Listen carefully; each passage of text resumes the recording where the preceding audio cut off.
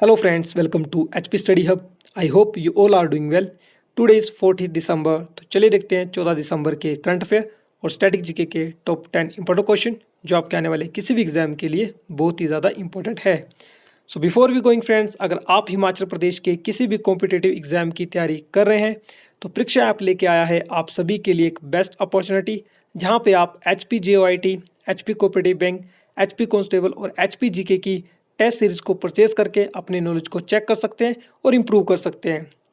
अगर आप 2020 में एक सीरियसली वाला अटैम्प्ट देना चाहते हैं तो आप है इस टेस्ट सीरीज को जरूर परचेज करें और यहाँ पर आपको 299 पे करने की कोई आवश्यकता नहीं है। आप हमारा कूपन कोड स्टडी हब 15 को यहाँ पे अप्लाई करें और आपको मिलेगा डायरेक्ट 50% का ऑफ और ये सीरीज आपको अवेलेबल होगी मात्र 149 रुपीज़ में। तो हरी अप गाइस, ये जो ऑफर है वो ओनली फर्स्ट 200 कैंडिडेट के लिए है। अगर आपको अभी तक परीक्षा ऐप डाउनलोड नहीं की है तो जरूर इस ऐप को डाउनलोड करें। डिस्क्रिप्शन बॉक्स में आपको इस ऐप का लिंक मिल जाएगा। अगर अभी तक आपने हमारे चैनल को भी सब्सक्राइब नहीं किया है तो जल्दी से हमारे चैनल को सब्सक्राइब करें और बेल आइकन को प्रेस करना ना भूलें। तो चलिए शुरू करते हैं आज के लेक्चर को। क्वेश्चन नंबर 1, जलवायु परिवर्तन प्रदर्शन सूचकांक 2021 में भारत निम्न में से किस स्थान पर है? तो रिसेंटली 2021 का जलवायु परिवर्तन प्रदर्शन सूचकांक आया है, तो इसमें इंडिया की रैंक कौन सी है? आपके ऑप्शन है ऑप्शन ए 15वें स्थान पर, ऑप्शन बी 20वें स्थान पर, ऑप्शन सी 18वें स्थान पर या फिर ऑप्शन डी 10वें स्थान पर। तो इस क्वेश्चन का राइट आंसर अगर आप ऑप्शन सी सोच रहे हैं तो फ्रेंड्स आप बिल्कुल गलत हैं। इसका जो राइट आंसर होगा वो होगा ऑप्शन डी 10वें स्थान पर। तो हाल ही में जलवायु परिवर्तन प्रदर्शन सूचकांक 2021 में भारत 10वें स्थान पर है और भारत लगातार दूसरे वर्ष भी आपका शीर्ष 10 में बना हुआ है। और बात करूँ लास्ट ईयर की यानी कि 2019 और 20 की, तो 2019 और 20 में इंडिया का जो रैंक था वो 9वां था, लेकिन इस साल जो है इंडिया का रैंक एक स्थान खिसक कर अब 10वें स्थान पर पहुंच गया है। अगर बात करूँ फ्रेंड्स इंडिया की, तो इंडिया ने जो है जलवायु संरक्षण की दिशा में काफ़ी इंपॉर्टेंट स्टेप लिए हैं और तभी आप देख सकते हैं 2014 में जो इंडिया का रैंक थी वो 31वें स्थान पर थी और आज इंडिया अपने रैंक में लगातार सुधार करते हुए 10वें स्थान पर पहुंच गया है। अगर इस सूचकांक की बात करें तो इसके चौथे आपके रैंक पर मिलेगा स्वीडन, 5वें रैंक पर मिलेगा आपको यूके, 6ठे रैंक पर मिलेगा डेनमार्क, 7वें पे मिलेगा आपको मोरक्को और 8वें और 9वें में मिलेंगे नॉर्वे और चिली रिस्पेक्टिवली। और बात करूँ इस सूचकांक के फर्स्ट, सेकंड और थर्ड रैंक की, तो फ्रेंड्स ये तीनों रैंक जो थे फर्स्ट, सेकंड और थर्ड, ये तीनों आपके रैंक वैकेंट रखे गए हैं क्योंकि ऐसी कोई भी कंट्री नहीं है जो आपकी जलवायु परिवर्तन प्रदर्शन सूचकांक के क्राइटेरिया को फॉलो कर सके और इसलिए जो तीनों रैंक इस बार खाली है। और ये जो रैंक स्टार्ट किए गए नंबर 4 से, जिसपे आपका नंबर 4 का रैंक मिला है वो मिला स्वीडन को। तो काफ़ी इंपॉर्टेंट क्वेश्चन है, आपके आने वाले किसी भी एग्जाम में पूछा जा सकता है, आप इसे जरूर याद रखें। नेक्स्ट क्वेश्चन की बात करूँ, क्वेश्चन नंबर 2, हाल ही में देश भर में कितने राज्यों ने वन नेशन वन कार्ड सुधार योजना को पूरा कर लिया है? तो हाल ही में फिर से फ्रेंड्स आपका कौन से कितनी स्टेट्स हैं इंडिया की जिन्होंने वन नेशन वन कार्ड सुधार योजना को कंप्लीट किया है? आपके ऑप्शन है 15, ऑप्शन बी 12, ऑप्शन सी 9 या फिर ऑप्शन डी 17। अगर फ्रेंड्स आप इसका आंसर ऑप्शन बी सोच रहे हैं तो आप बिल्कुल गलत हैं। इसका जो राइट आंसर होगा वो होगा option C, 9 is the right answer. तो हाल ही में देश भर में 9 राज्यों ने वन नेशन वन कार्ड सुधार योजना को पूरा कर लिया है और इसमें जो आपके 9 राज्य हैं वो हैं आपके आंध्र प्रदेश, कर्नाटका, तेलंगाना, केरला, हरियाणा, गुजरात, गोवा, उत्तर प्रदेश और त्रिपुरा। और फ्रेंड्स बात करें वन नेशन वन कार्ड सुधार योजना की, तो वन नेशन वन कार्ड एक स्कीम थी, ये ट्रायल के लिए आपके इन 9 स्टेट्स में लागू की गई थी और इस स्कीम के तहत फ्रेंड्स आपका जितना भी आपका PDS सिस्टम होता है यानी कि पब्लिक डिस्ट्रीब्यूशन सिस्टम, जिसके तहत आपके हर स्टेट प्रोवाइड करवाती है फूड ग्रेन्स आपके कस्टमर को, अपनी स्टेट के लोगों को, तो वो जो आपकी सुविधा है वो अब आपकी एक पर्टिकुलर स्टेट में दी जाती थी, लेकिन इस स्कीम के तहत उसको अब आप कोई एक स्टेट के particular PDS distributor card holder भी इस आपका कार्ड के तहत, इस स्कीम के तहत इस केरल स्टेट का पर्सन भी हरियाणा में आपका फूड ग्रेन्स जो है उस कार्ड पे ले पाएगा। तो इस तरह की स्कीम है आपकी वन नेशन वन कार्ड, जहाँ पे आपका गुजरात का रहने वाला पर्सन या फिर आपका तेलंगाना रहने वाला पर्सन किसी अदर स्टेट में जाके भी उसी कार्ड या नाम से या होल्डर से आपका जो है अदर स्टेट में जाके जो PDS डिस्ट्रीब्यूट के तहत फूड ग्रेन्स मिलते हैं, आपका सामान मिलता है, उसको ले पाएगा। तो अभी ये ट्रायल के रूप में इन स्टेट्स में लागू की गई थी 9 स्टेट में और इनके रिजल्ट काफ़ी अच्छे रहे हैं। अब नियर फ्यूचर देखते हैं गवर्नमेंट क्या इसको पूरी स्टेट में लागू करती है या फिर नहीं। नेक्स्ट क्वेश्चन बात करें, क्वेश्चन नंबर 3, अंतर्राष्ट्रीय मानवाधिकार दिवस यानी कि ह्यूमन राइट डे निम्न में से किस दिन मनाया जाता है? आपके गिवन ऑप्शन है 12 August, option B 10 December, option C 15 March या ऑप्शन डी 20 अप्रैल। तो इसका जो राइट आंसर होगा option B 10 December is the right answer. तो हर साल जो है संयुक्त राष्ट्र ने आपका 10 दिसंबर को सेलिब्रेट करती है as a human right day, और ये आपका यूनाइटेड स्टेट ने सेलिब्रेट करना स्टार्ट किया था साल 1950 से। तो 1950 से हर साल जो है वो 10 दिसंबर को सेलिब्रेट किया जाता है एज अ मानवाधिकार दिवस। और इसका जो मेन ऑब्जेक्टिव है फ्रेंड्स वो है कि विश्व भर के लोगों को ध्यान जो है उनका आकर्षित करना मानवाधिकार के राइट के लिए, और मानवाधिकार दिवस लोगों को उनके अधिकारों के प्रति जागरूक करने के उद्देश्य से मनाया जाता है। और मानवाधिकार में स्वास्थ्य, आर्थिक, सामाजिक और शिक्षा का अधिकार भी है। तो मोस्ट इंपॉर्टेंट जो है वो इस बार की थीम है, और इस बार की जो थीम थी 2020 की वो थी recover better stand up for human right. आप इस थीम को याद रखें, recover better stand up for human rights, ये इस बार की थीम थी। The next question, question number 4, किस राज्य ने हाथियों में एंथ्रेक्स के मामले दर्ज करने के बाद एक नया टीकाकरण अभियान शुरू किया है? तो कौन सी स्टेट है फ्रेंड्स जहां पे हाथियों में एंथ्रेक्स बीमारी के बाद जो है वहां पे टीकाकरण जो है आपका आरंभ किया गया है? आपके ऑप्शन है Assam, option B Nagaland, option C है आपका ना केरला, ऑप्शन डी और ऑप्शन जो सी है वो है आपका सिक्किम।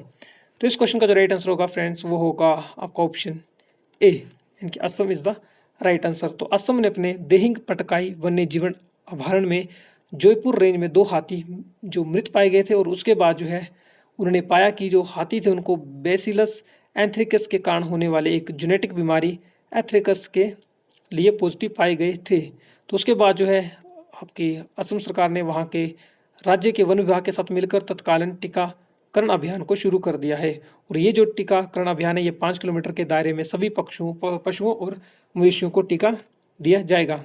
तो याद रखें, अभी हाल ही में जो असम के हाथियों के थे, जो आपके 2 हाथी मारे गए थे ड्यू टू एंथ्रेक्स बीमारी के कारण। Next question, question number 5, again important question, NASA के मून लैंडिंग मिशन का नाम क्या है जिसके लिए उसने पहली महिला अंतरिक्ष यात्रियों का चयन किया है? तो नासा ने हाल ही में अपना मून लैंडिंग मिशन के नाम की घोषणा की है, जो आपका 2024 में कंप्लीट होगा।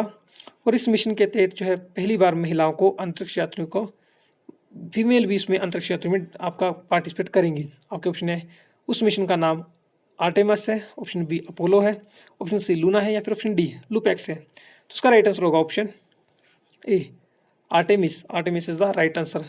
तो नासा ने 18 अंतरिक्ष यात्रियों के नाम जारी किए हैं जो 2024 तक चंद्रमा लैंडिंग मिशन के लिए प्रशिक्षित किए जाएंगे, और इस मिशन का नाम आर्टेमिस है। और इन अंतरिक्ष यात्रियों में से चंद्रमा पर उतरने वाली महिलाएं भी होंगी, और इन महिलाओं में जो आपका सबसे ऊपर नाम आ रहा है वो आ रहा है आपका कृष्णा कोच का, जेसिका मीर का।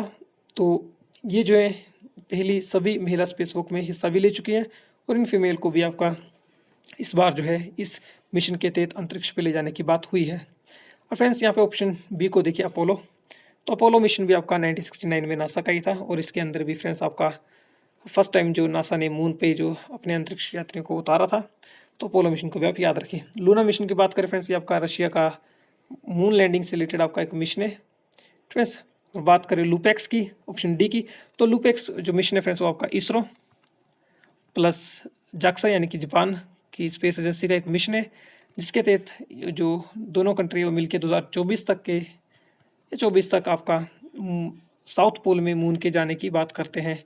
तो 2024 तक साउथ पोल जो है मून का वहाँ पे जाने की बात करते हैं लुपेक्स मिशन के तहत ISRO and JAXA. Next question बात करें क्वेश्चन नंबर 6, अगेन यहाँ पे रिपीट हो गया क्वेश्चन नंबर 5 यानी कि क्वेश्चन नंबर 6 कर लेता हूँ मैं। किस देश ने भारतीय ब्लैक टाइगर श्रिप के लिए आयात निरीक्षण की छूट दी है?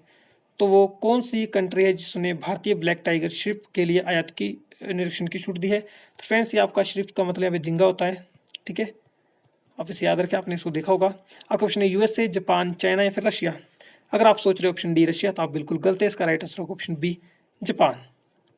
तो हाल ही में जापान ने भारतीय ब्लैक टाइगर श्रिप के लिए आयात निरीक्षण शुरू की जो आपकी छूट दे दी है, और जापान अमेरिका के बाद भारतीय ब्लैक टाइगर श्रिप का दूसरा सबसे बड़ा बाजार है। याद रखें, आप इंडिया जो है सेल करता है अमेरिका के बाद जापान को दूसरे आपका श्रिप दूसरे नंबर पे।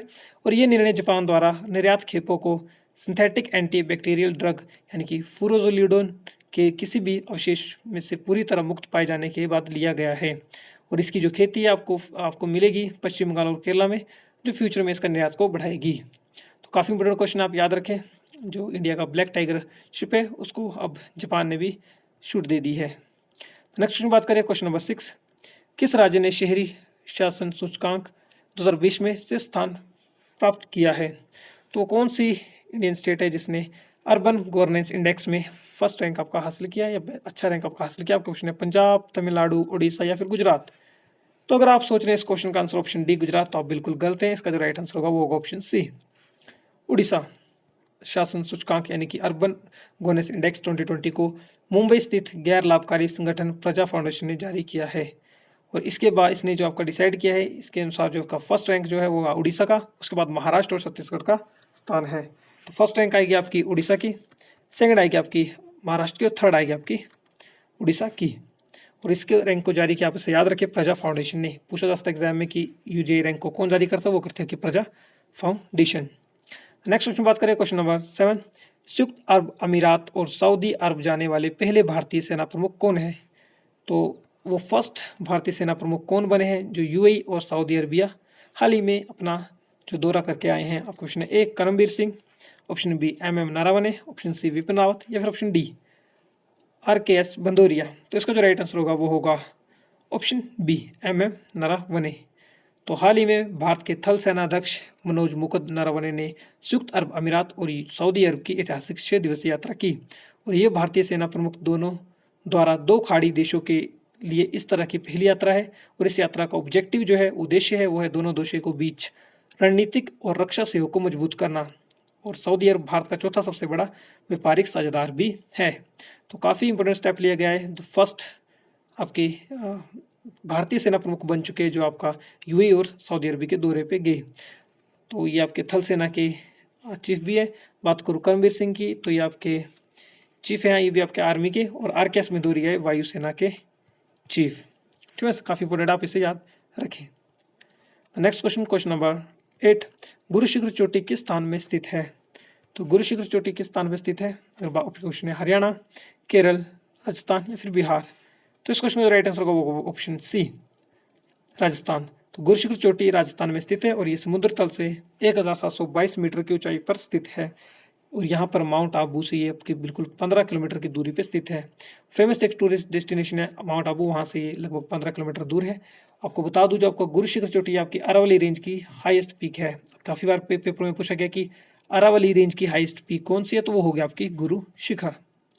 Next question, question number 9, Sabarmati Ashram की स्थापना महात्मा गांधी ने कब की थी? आपके option A 1910, option B 1915, option C 1915, sorry यहाँ पे ऑप्शन बी 1912 है, या फिर ऑप्शन डी 1918। तो क्वेश्चन नंबर 9 का जो राइट आंसर होगा, अगर आप सोच रहे हैं 1918, तो ये आपका गलत ऑप्शन है। Right answer is 1915। तो साबरमती आश्रम की स्थापना महात्मा गांधी ने साबरमती नदी के किनारे अहमदाबाद में रखी थी 1915 में। और ये आपका कंप्लीट हुआ था 1917 में बनकर। मार्च 1930 में दांडी यात्रा की शुरुआत इसी साबरमती आश्रम से शुरू की गई थी। तो काफ़ी इंपॉर्टेंट क्वेश्चन है, आप इसे याद रखें। नेक्स्ट क्वेश्चन और आज का ये लास्ट क्वेश्चन, महात्मा गांधी ने कांग्रेस के किस अधिवेशन में एक बार अध्यक्षता की? तो बात करूँ आपके महात्मा गांधी की, तो उन्होंने कांग्रेस के एकमात्र सेशन जो है उसको प्रेसाइड किया है, उसके प्रेसिडेंट रहे हैं। आपने उस अधिवेशन के आपको नाम बताना है, वो कहाँ पे हुआ था? आपका ऑप्शन है अमरावती में हुआ था, बेलगाम में, नागपुर में, या फिर ऑप्शन डी कराची में। तो फ्रेंड्स, अगर आप सोच रहे हैं नागपुर ऑप्शन सी, तो आप बिल्कुल गलत हैं। इसका जो राइट आंसर होगा वो होगा ऑप्शन बी। तो क्वेश्चन नंबर 10 का राइट आंसर ऑप्शन बी बेलगाम। तो बेलगाम में महात्मा गांधी ने 1924 में कांग्रेस के बेलगाम अधिवेशन में कांग्रेस के अध्यक्ष बने थे। और वे केवल एक बार ही राष्ट्रीय कांग्रेस के अध्यक्ष बने थे, और वो बने थे 1924 में बेलगांव में। तो फ्रेंड्स, आज के इस लेक्चर में हमने देखे हैं 14 दिसंबर के टॉप 10 इंपॉर्टेंट क्वेश्चन। अगर आपको इस लेक्चर की पीडीएफ फाइल चाहिए होगी, तो आप हमारे Telegram channel HP study hub को ज्वाइन कर सकते हैं। आपको वहां पर हमारे सभी वीडियो की पीडीएफ फाइल मिल जाएगी। अगर अभी तक आपने हमारे चैनल को सब्सक्राइब नहीं किया है, तो जरूर सब्सक्राइब करें और बेल आइकन को प्रेस करना ना भूलें। अगर आपने परीक्षा ऐप को डाउनलोड नहीं किया है, तो उसे जरूर डाउनलोड करें। उसका आपको लिंक डिस्क्रिप्शन बॉक्स में मिल जाएगा। तब तक के लिए अपना फ्रेंड्स अपना ख्याल रखें, सेफ रहें। धन्यवाद।